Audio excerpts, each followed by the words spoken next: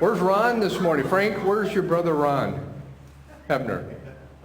You don't know? I don't know if we can start without Ron being here, but we do have Simon and Will, and that's a good combination. So just be putting on your thinking hats and asking tough questions. Can fill in for Ron, okay? You got, all right? Will's up for it, but Simon, he's not sure. Oh, okay. All right. Well, let's pray, and then we can get started. Father, I come to you this morning and humbly ask that you would just encourage and teach us through the words of Daniel. I thank you so much that we have this privilege as a body of Christ to meet together. And in our country, which is going through all sorts of phases, and you've got your hand in control, and we're thankful for that. We can see how your hand has been active throughout the ages. And so, God, we just pray that you would continue to guide our hearts, guide our nation, and continue to do well. In your wonderful holy name, Jesus, we pray. Amen. Well, your volume went down again. No, it died. No, I turned it off. I turned it off while I was praying, so sorry if I threw you for a loop there. I feel like I don't need extra volume to talk to God. I don't know what it is. Yeah. Thank you. Thank you. All right. I have to go get my coffee cup here. All right, now we're good to go. Review time, Daniel chapter 10. Last week we talked about Daniel chapter 10. I had hoped to be able to get through halfway through chapter 11. We got through just chapter 10, but I still find that as being okay. So today we're going to build on what we learned last week. As a matter of fact, chapters 10 through 12 all kind of are one story, one experience for Daniel, and they're broken into 3 chapters, and we're going to work our way through chapter 11, probably up through verse 35 if everything holds together. So in chapter 10, by way of review, Daniel was praying and fasting. How long? Anybody remember? How long was Daniel praying and fasting? It's all right if you want to look back. How many? Actually, a little bit less than 40 days. It was 21 days, or 3 weeks. 3 weeks that he was praying and fasting and looking for an answer to come. Did the answer come to him? To Daniel? After 3 weeks? Did the angel come? Yeah, the angel came after 3 weeks. And the angel, or the messenger, let's call it a messenger, a man in linen. There's some debate whether or not who that person actually was. Was it an angel, or who else would it have been? Jesus, or the pre-incarnate Christ. And so he was held up by who? It wasn't Gabriel. We figured it wasn't Gabriel because Daniel said, oh, this is the same guy that came and talked to me last time. It's Gabriel. And now this time he's going, it's the man in linen, and he's not recognizing him. So I'm taking it to mean that it was somebody other than Gabriel as being that messenger. But who held up the messenger? Who held up the man in linen from getting to Daniel? Because the message, the response came out right away. Who was it? The prince of Persia, the prince of Persia. Absolutely.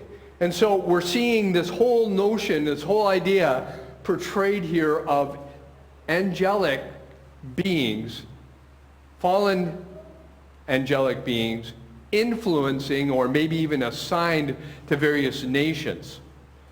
And that just poses the question back to us, well, is there a prince of the U.S. or a prince of Canada? And I don't see anything from the scriptures to say that there wouldn't be. And so as I think about this, God's hand is working through these, and I think that there's a lot more going on behind the scenes than what we see today. But Daniel, when he experienced all this is just chapter 10 review. After he experienced all of this, how did he respond? What did he do? Anybody remember? What did he do? He bowed down. He fell down. He was like overwhelmed. This experience was just almost too much for him to take. And it was for him to experience, him alone. The others that with him didn't see or hear the voice, although they knew that there was some powerful presence there. And then Daniel was identified as who? He was somebody that God highly esteemed. Highly esteemed. Just showing again the special place that God had for Daniel in his heart.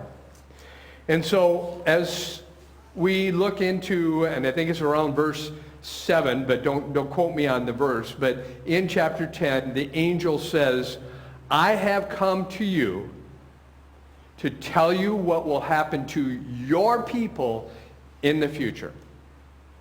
And I think it's an important thing to draw out of that chapter 10 passage to know that Daniel was focused on the nation of Israel. God was focused on the nation of Israel. And the messenger had come to give them a perspective of world history as it relates to the nation of Israel. And we're going to see that it's going to play out as we look through chapter 11 and the various components of it. So as we think of in the overall chapter 10 through 12, there's Daniel's encounter, which we talked about last week in chapter 10, the man in linen over the river Tigris, and right there, having talked to him, having battled through and come to give the message to Daniel. We talked and learned a little bit about the spiritual battles that are behind the scenes. That's a second theme. The third theme we're going to talk about today is the Ptolemies and the Seleucids. And you're going, what? The kings of the north, or the king of the north and the king of the south. Chapter 11 was going to focus upon that. And then after that, we're going to talk about one of the specific kings who is a type of Antichrist, who is Antiochus Epiphanes. And from there, we'll get into the identity of the Antichrist. So that's kind of how this all flows together. I gave you the Cliff Notes. You can go home now, or you can fall asleep or whatever. So when I was in college, I had a book, a little daytimer thing, and I wrote down all sorts of names and dates and when my work schedule was and everything else. And then at work today, I have my computer, I use Outlook, and I'm in there in my calendar, and Darren, you know what exactly, you open up the day and you see, okay, meeting. Oh, I can go to the bathroom, okay, meeting. You know, you've got your whole day mapped out for you. And that's just kind of the way we have our days organized, and we think about that. Now, as we study chapter 11, I want you to think about how your weeks are planned out. Now, you probably are thinking, okay, yeah, we've got to go to the kids' house this weekend, or we're going to go on a vacation over here, and you have various high points mapped out, maybe even for a year or two. I'm more, day by day, moment by moment as far as in our planning. Well, God has that level of detail into the book of Daniel, chapter 11, exceedingly accurate about what happened, but it's not his calendar necessarily, or Daniel's calendar. It's the calendar, the daytimer, the book about the Greek and Persian empires, but the individual kings and their interactions and everything else. It's like opening up a daytimer planner and looking 150 years in the future and saying, oh, this is what happens. This guy marries this person, and this person rebels against this, and they go here and they take... It's amazingly detailed.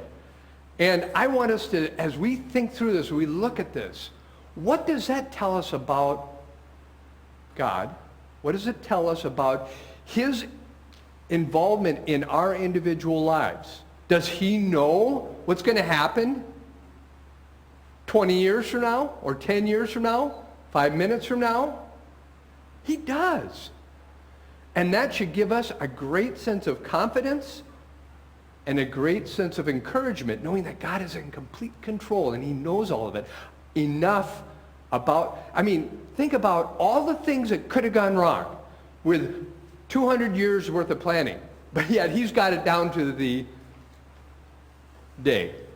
That's All instantly. Yeah, he knew it. And he gave it to Daniel, and Daniel wrote it down. The skeptics, the reason that they have such a hard time with the book of Daniel is because it's so doggone accurate. They're going, this couldn't have been written by a prophet 200 years before or 500 years beforehand, because clearly it's way too accurate. And we're going, wait a second now. If God is involved, wouldn't it be that accurate? So, and a significant thing happened when the Dead Sea Scrolls were discovered. Okay? Anybody know when they were discovered? 1948. Yep, right in the 1947, 48. And so the Dead Sea Scrolls were Old Testament scriptures. You probably all know this, but I'm going to tell you anyways. They were the Old Testament and New Testament books that had been written, the Old Testament books that had been written down and put into jars and preserved. And they were put there around 200 BC. 200 BC. Anybody remember when Daniel predicted things would happen? When we're studying about it? What time frame? 500, 600 BC. So 600 BC, Dead Sea Scrolls, 200 BC, and they have the book of Daniel in them. When did a lot of this happen that we're talking about today? Like 300 BC to 167 BC. During the same time frame that the Dead Sea Scrolls were supposedly written and put in place, but then you come back over here and Daniel wrote it in 560 BC. Do you see what problem that poses to people who say, oh, they wrote it after it all happened because it's way too accurate? They have carbon dated those documents, those scriptures, to be before the events happened. And we know that it was written well before that. It's just amazing. It's just amazing. So when I went through that and I looked at it, I'm going, wow, God, you really, really, really wanted us to trust your word. You really wanted us to trust your word. Okay, so we are going to pick up in Daniel chapter 11. I'm going to read 20 verses. I know it's a lot, but it all kind of holds together. It's like going to history class. How many of you liked history when you were growing up? Really? Good. Good. I did too. I really liked history, and so we're not going to build this into a history class, but by nature of the fact of the detail here, we're going to touch on that a little bit. Okay, Daniel chapter 11, 1 through 20.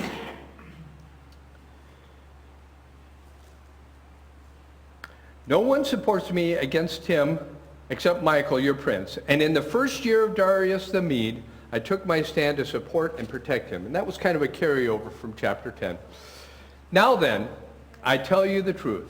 3 more kings will appear in Persia, and then a 4th, who will be far richer than all the others. When he has gained power by his wealth, he will stir up everyone against the kingdom of Greece. Then a mighty king will appear, who will rule with great power and do as he pleases. After he has appeared, his empire will be broken up and parceled out toward the 4 winds of heaven. It will not go to his descendants, nor will it have the power he exercised, because his empire will be uprooted and given to others. The king of the south will become strong, but one of his commanders will become even stronger than he and will rule his own kingdom with great power. After some years, they will become allies. The daughter of the king of the south will go to the king of the north to make an alliance, but she will not retain her power, and he and his power will not last. In those days, she will be handed over together with her royal escort and her father and the one who supported her. One from her family line will arise to take her place. He will attack the forces of the king of the north and enter his fortress. He will fight against them and be victorious. He will also seize their gods, their metal images, and their valuable articles of silver and gold and carry them off to Egypt. For some years, he will leave the king of the north alone. Then the king of the north will invade the realm of the king of the south, but will retreat to his own country. His sons will prepare for war and assemble a great army, which will sweep on like an irresistible flood and carry the battle as far as his fortress. Then the king of the south will march out in rage and fight against the king of the north, who will raise a large army, but it will be defeated. Then the army is carried off. When the army is carried off, the king of the south will be filled with pride and will slaughter many thousands, yet he will not remain triumph. For the king of the north will muster another army, larger than the first, and after several years he will advance with a huge army fully equipped. In those times many will rise against the king of the south. The violent men among your own people will rebel in fulfillment of the vision, but without success. Then the king of the north will come and build up siege ramps and will capture a fortified city. The forces of the south will be powerless to resist. Even their best troops will not have the strength to stand. The invader will do as he pleases. No one will be able to stand against him. He will establish himself in the beautiful land and will have the power to destroy it. He will determine to come with the might of his entire kingdom and will make an alliance with the king of the south. And he will give him a daughter in marriage in order to overthrow the kingdom. But his plans will not succeed or help him. Then he will turn his attention to the coastlands and will take many of them. But a commander will put an end to his insolence and will turn his insolence back upon him. After this, he will turn back towards the fortresses of his own country, but he will stumble and fall to be seen no more. His successor will send out tax collector to maintain the royal splendor. In a few years, however, he will be destroyed, yet not in anger or in battle. All right. Whew. A lot of stuff there. King of the north, king of the south. Well, how does this all play together? How does this all fit together? So I'm turning back here because I have my notes from what I had planned to talk about last week that I didn't get to. Sorry, Chris. But so we have, it starts off with, and so we're going to kind of go back over this whole thing. We got kind of the framework here. We have these battles, the king of the north and the king of the south. And it represents two kingdom groupings. There have been lots of kings of the north and lots of kings of the south over this time period. And each of them has a different thing that's going on that it is talked about here. But in verse 2, it talks about the Persian Kingdom. And there are 3 Persian kings. And again, I'm going to be telling you history here that reinforces what God's message to Daniel talked about.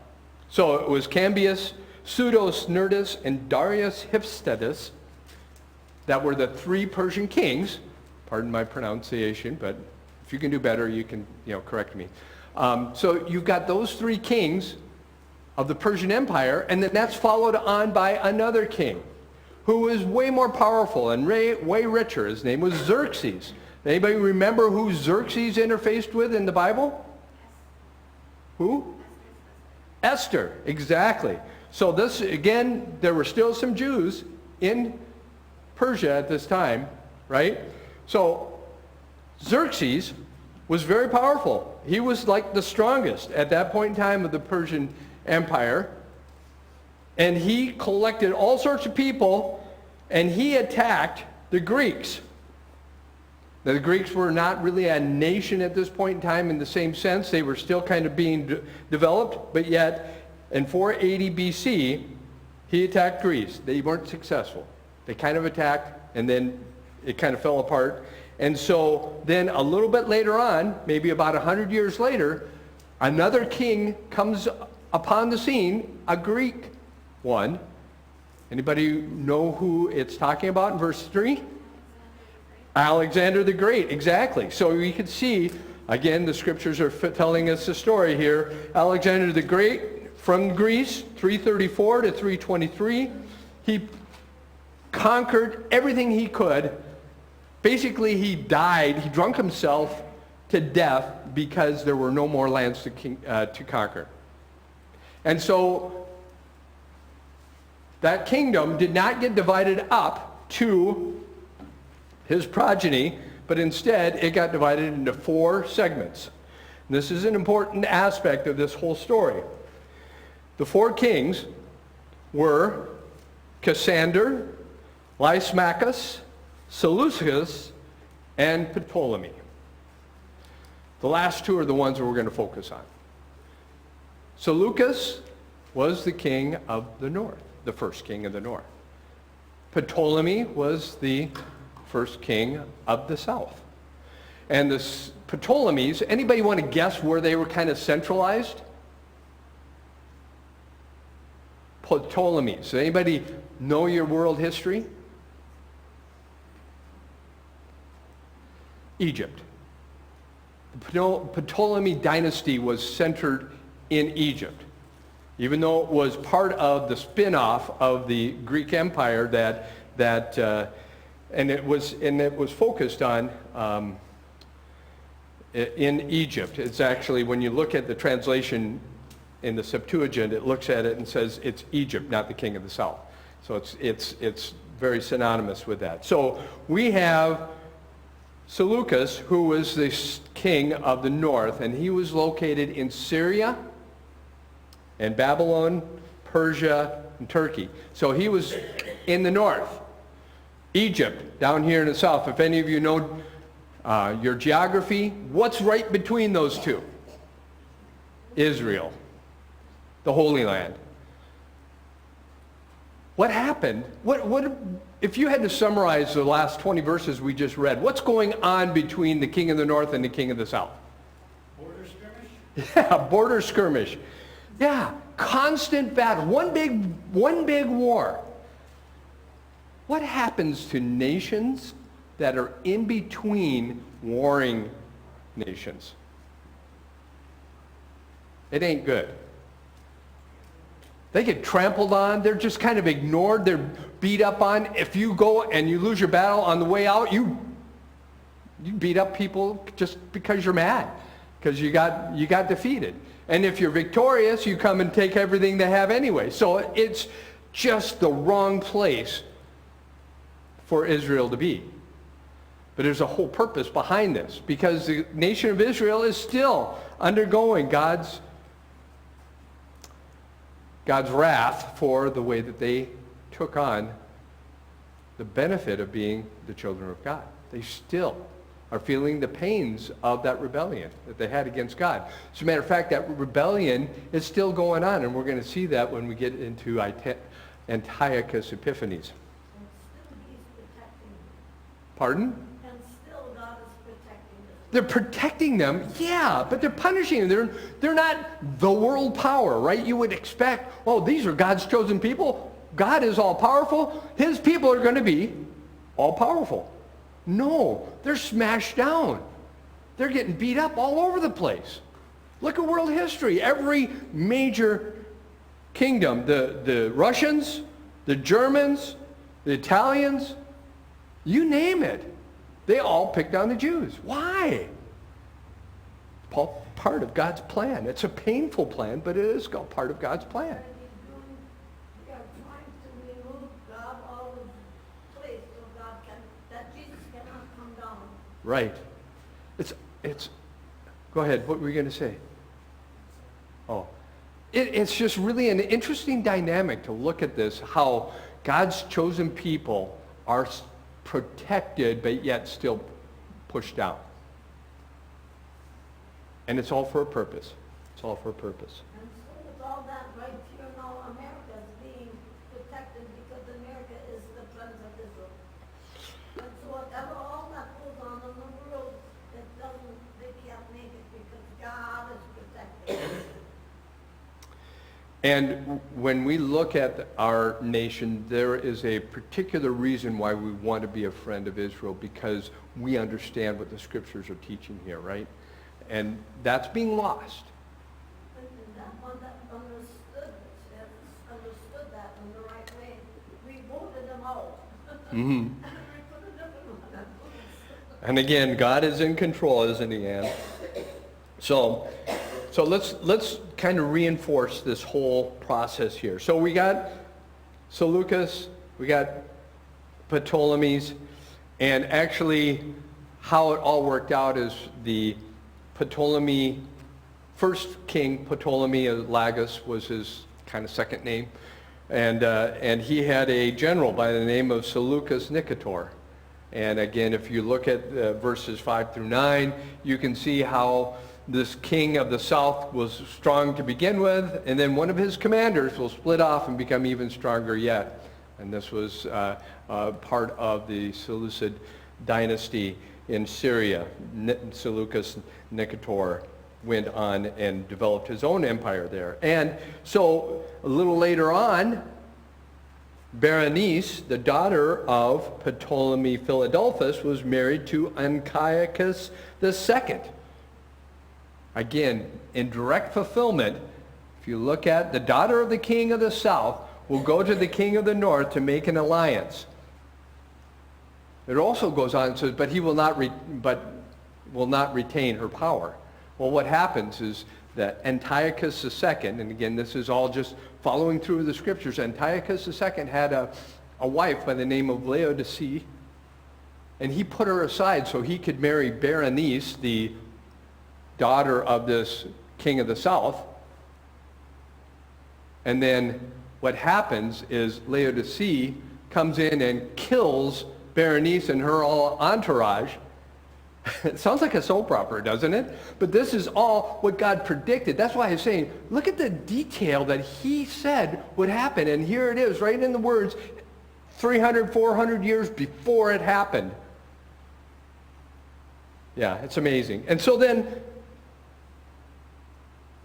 Berenice's brother, Euergetes, took over from his dad, who was the one who married Berenice to Antiochus II. Euergetes then built up an army because he was mad about his sister getting killed. And so he attacks the king of the north. And when he's there, according to Jerome, who is a scholar that wrote about these time periods, they came back with 400,000 talents of silver and 250,000 or 2,500 idols from the Seleucids. Well, gosh, I wonder if that's in here.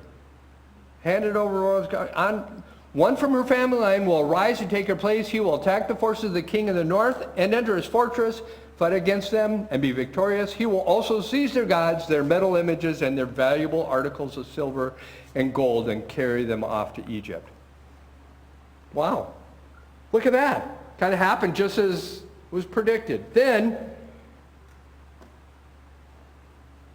the king tried to go back, the king of the north tried to go back and failed, and we have evidence of this, but then his two sons picked up where he left off, raised a big army, and went back down and recovered the territory they had lost. So you have this constant battle back and forth, and right in the middle is the Holy Land, the precious land. Then the people are getting trampled on every time they come through. The armies come through.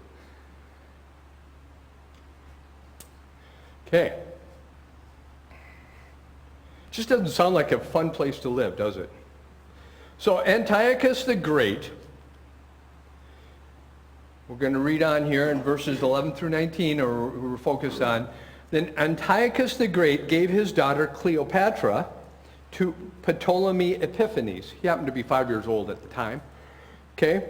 But Antiochus II, not to be confused with Antiochus Epiphanes, Antiochus II, his hope was that she would remain more faithful to him than to her husband, and so therefore he would basically inherit or gain control over Egypt. Well, it didn't turn out that way, and she remained faithful to her husband and not to her dad, the king of the north. And you can see, again, that is right here. It says, then the king of the south, when the army is carried out, the king of the south will be filled with pride and will slaughter many thousands. Excuse me, I'm skipping ahead here. Where is it? Huge army. Oh, by the way, I did want to mention slaughter many thousands. Now that kind of happens in battles, but that also happened to the nation of Israel, the children of Israel. That's why it's in here, as it's talking about how when he went through the battle, he was filled with pride and will slaughter many thousands because the Israelites partnered up with the Seleucids and attacked. So you have this dynamic of them being caught in the middle between Egypt and the Seleucids, the king of the north and the king of the south.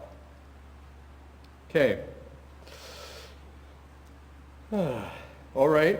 The fortress that they talk about here is a fortress in Gaza. Anybody know where Gaza is? Part of the Holy Land. It's in Israel, right? It's all happening right in their back door. They're not happy about this at all. Okay, so Antiochus then comes in and he tries to take over some things here. And then verse 17, I'm skipping ahead here a little bit, but I think you're getting the drift here. He will determine to come with the might of his entire kingdom and will make an alliance with the king of the south, and he will give him a daughter in marriage. We just talked about that too, in order to overthrow the kingdom, but his plans will not succeed or help him. Then he will turn his attention to the coastland and will take many of them, but a commander will put an end to his insolence, and he will turn back upon him. So what happened here is Antiochus started to attack the coastlands, and the Romans didn't like that very much. And so they had their ships in Cyprus. And so they sent their ships from Cyprus and basically defeated Antiochus II. So he left that area again right on through Israel and went back to his kingdom. But along the way, he got killed off. And so then the next ruler, he hires a tax collector because the Romans are levying such a heavy tax burden on the Seleucid Empire. He sends a tax collector to Israel to collect taxes. You can see that in verse 19. And then in verse 20, Seleucid Philopator, he got the 1,000 talents of tribute, sent the tax collector, but then this tax collector essentially killed off Seleucus Philopator, and now it sets the stage for the next guy. Should have some music here. Dun, dun, dun. This guy's a bad dude, all right? And he's not even the rightful heir to the throne. And he's got an attitude. He's not a nice guy. And so we are going to migrate into the next section here, which is verses 21 through 36. And we're talking a good chunk of scriptures all talking about a single king of the north, Antiochus Epiphanes. Any questions? I know I'm talking a lot and I like to ask questions of you, but this is just history, and it just reinforces our confidence in the scriptures. Yeah. It seems to model the last years of the Israelite kingdom as well, where a family becomes powerful and they think they are a dynasty and they have like maybe one or two more generations, but it's really just about power and money. And so their general or whoever is in charge can rise up and slaughter them. And it seems like that also sets the stage coming later for the Roman Empire, that they do basically that on a huge scale, where everybody, it's not right by succession, it's right by might. Yep. And that's just how it is. Yep. Yep. Everybody rises up in human strength to slaughter everybody else Yep, exactly. So it's this power grab, this money grab that continues to happen, and the nation of Israel wasn't any different from any other nation, both with people who wanted to have power and also those who they got caught in this power grab. So let's read a little bit about Antiochus Epiphanes. He was from 175 BC to 164, so about 11-year reign that he had. And I do want to say this before we read this. The Jews, when they read this and when they look at it, they view Antiochus Epiphanes as the Antichrist. End of story. They're still waiting for the Messiah to come, but they view Antiochus Epiphanes as the Antichrist. He fulfilled so much of what was prophesied in Daniel here. And so they look at it and they go, wait a second, how can this be? How can this guy not be the Antichrist, right? And so I want you, I'm going to read a passage out of, if I have time, out of 2 Thessalonians. I'm going to tell you about it right now. 2 Thessalonians Chapter 2, where Paul is talking about the man of lawlessness being revealed. And he's talking about how that it's all in the future. And even Jesus referenced in talking about when you see the desolation, the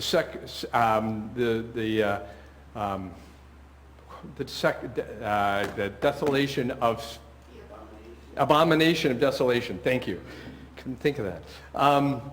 He talked about it in the future, not in the past. Well, Antiochus Epiphanes was 175 to 164 BC. Jesus, Paul were in middle years, 30 AD, 50 AD. So it was in the future to them. And so it's anybody who would tell you that the Antichrist has already come isn't looking at the scriptures and confirming what the word says. And there are those who are of critical scholarship that are saying that happened, and that's not right. Okay, so we're going to pick up on 21 through 35. What's that word, intrigue mean? What does the word intrigue mean? Where? Verse 21. Let me read it and we'll talk about it. He will be succeeded by a contemptible person who has not been given the honor of royalty. He will invade the kingdom when its people feel secure, and he will seize it through intrigue. It's a good pull away. I want to talk about it after we read through the whole thing, and then we'll come back to it. Okay, Alvin? Is that all right? Or do you have something you want to pull out of there? Okay. Yeah, so do I. No, I think there's some evidence of what it defines as far as how things happened with okay, I'll just say it. So we talked about him not being the rightful heir, right? It was his brother who should have been the king next. But Antiochus Epiphanes, through political maneuvering, got to be the heir and in charge. So he was a master of deception, Antiochus Epiphanes. And you can see it throughout history where he went in and said one thing and did something else a little later on. He was continuing to mislead people to gain their favor, and then he would turn the tables on them. What were you going to say, Ron? Yeah, so perhaps should be the same as what happened in the United States and Israel. Both of those countries, those people who are in power should not be popular. Right. So do you think that the United States or the nation of Israel are outside of the potential to be deceived as a nation? Don't you think we're deceived already? Well, yeah. I mean, some of us are more deceived than others, so let's put it that way, right? And so we live in a nation where that deception is ongoing. Could it be the end times are right around the corner? Sure could be, any day. I should get up on the chair and do rapture practice, you know, so I'm ready. No, I mean, it's crazy how soon it could all happen. But then again, people back in the 40s thought that it was going to be right there. And then the war to end all wars was in the 1900s. In the 16, 17, and 18. They thought it was going to happen then. And then you had all the people that did all the math and figured out that 1848, it was all going to happen. And so we don't know when it's going to happen. And God did that on purpose. And you know what? He didn't tell Satan either. He doesn't know. Even though he's master planning, trying to figure out and having his Antichrist ready to go. So, but you know, we read that, we know that many prophecies have been fulfilled Yes. right there in Israel. Yep. And what are they trying to do? They're trying to destroy Israel and the worst state right now. Right, exactly. And actually, part of what leads us to our belief that there's more to come, that there's the end times that are going to be down the road a little bit, is because we know that Daniel's prophecy was accurate. We can look at history and go, okay, it's all happening. And then there's this chunk that we're going to get to in a little bit. We're going, I don't think this has happened. And that helps us understand, because if you had gone back to, let's say, 300 BC, and you'd been reading Daniel's prophecy, and it was all happening, and Berenice was being given as a wife, and Cleopatra, and the king of the north, and the king of the south, and all of a sudden we're going, well, this hasn't happened yet. It must be wrong. Our interpretation, well, no, it just hasn't happened yet, right? So that's the point of time where we are at today, in the middle of the church age, waiting for the fulfillment. But getting back into this, you got me off on it, Ellen. It was a good question. It was a good question, but we do need to power through this and get through Antiochus Epiphanes, and then we'll talk about the Antichrist. Who Antiochus Epiphanes was a type. He was a type of. He fulfilled much of what the Antichrist would be. Verse 21. He will be succeeded by a contemptible person who has not been given the honor of royalty. He will invade the kingdom when his people feel secure, and he will seize it through intrigue. Deception, I will put in there. Then an overwhelming army will be swept away before him. Both it and a prince of the covenant will be destroyed. Prince of the covenant was, most people believe, the high priest at that time, whose name was Onias the third, and he actually was holding true to Jewish tradition and everything else, but his brother, his brother Jason was more liking the Hellenistic culture that Antiochus Epiphanes was talking about, and so Epiphanes went in and killed off his brother and put Jason to be the high priest instead, because he was going along with his whole designs to change the culture and get rid of the Jewish worship. See, this is very deceitful, very deceptive. After coming to an agreement with him, he will act deceitfully, and with only a few people will rise to power. When the richest province feels secure, he will invade them and will achieve what neither his father nor his forefathers did. He will distribute plunder, loot, and wealth among his followers. History proves out that Antiochus Epiphanes did exactly that. He took over countries, and then he distributed the wealth to the people. Why? To build favor with them, so they would like him. Same as Robin Hood, really. You know? He will plot the overthrow of fortresses, but only for a time. And we know that his time ended in 164 BC. We know that the Antichrist has an end to his life as well. With a large army, he will set up his strength and courage against the king of the south. The king of the south will wage war with a large and very powerful army, but he will not be able to stand against the plots devised against him. Antiochus Epiphanes, again, had converted some of the supporters of the king of the south. And so they actually threw in their towel with Antiochus Epiphanes and undermined the Ptolemy king at this point in time. And so then Antiochus Epiphanes was able to conquer him.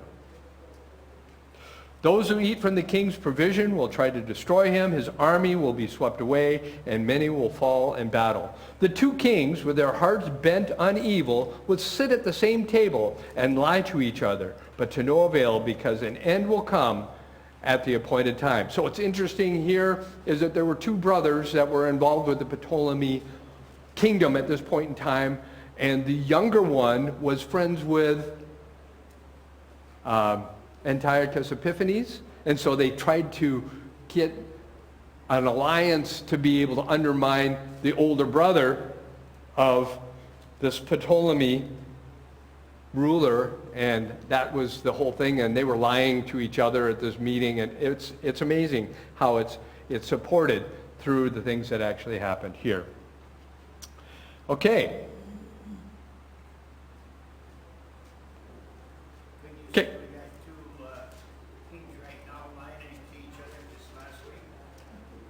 Say that again? When you say we had two kings last week lying to each other? We maybe did have two kings lying to each other. Didn't Biden meet with, what's his name? So yeah, it could be. But I don't think that's a parallel to this passage, because it could be. And we can certainly see that deceit and underhanded ways are common. All right, so after coming up to an agreement with him, he will act deceitfully. Okay, let's see. Get down here to the right thing. Okay, verse 28. The king of the north will return to his own country with great wealth, but his heart, and here's an important part, will be set against the holy covenant. He will take action against it and then return to his own country. Actually, on his way back through, Jason had been dealing with a revolt in Israel, and he stomped it out. Again, trying to infuse his perspective on it and have them go after Hellenistic culture and forsake the ways of God. Okay, at this point, at the appointed time, he will invade the south again, but this time the outcome will be different from what it was before. Ships of the western coastlands, anybody guess who the western coastlands are? Israel, Egypt. Let's see, I'll do it so you guys can refer to it. Okay, Israel, you have Egypt down here, and you have the Syrian and the Seleucid Empire over here. And to the west of Israel, you got the Mediterranean Sea right here. Who's to the west? Rome, exactly. And as again, the Romans came to the aid, they didn't like Antiochus Epiphanes. He was too hard on people. The Romans at this point in time tried to allow people to have their own countries and just set up their rulers to be dominant and get their taxes from them. And so as it turned out, 168 tried to invade again, but Rome interceded. Ships from Cyprus again, and Alexandria was where they battled, and the commander of the Roman legion said, he came up to Antiochus Epiphanes, drew a circle around him and said, you need to decide what you're going to do before you step out of that circle. Talk about making up your mind. And so he headed back to Syria. He gave up on attacking Egypt and the Ptolemies, who had interceded to have him stopped by the Romans. And on the way back home, and this is where a bunch of the whole prophecies that we know about the Antichrist, he was mad, he was frustrated, and so he took it out on the Israelites. And that's where the desolation of abomination happened, and where he sacrificed, his soldiers sacrificed a pig on the altar, basically set up so that the sacrifices were discontinued at that point in time. And then, so we see that this whole environment, I'm out of time, sorry.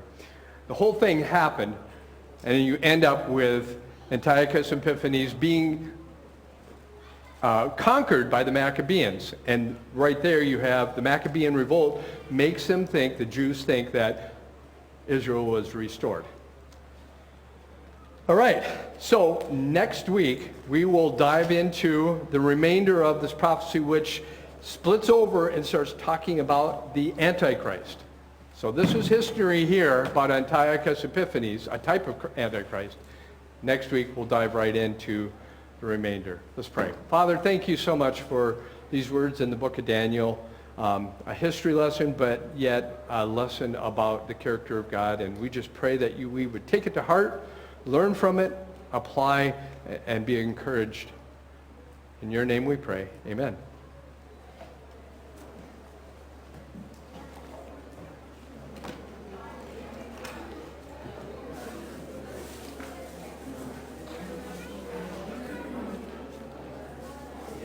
Hi, Rebecca.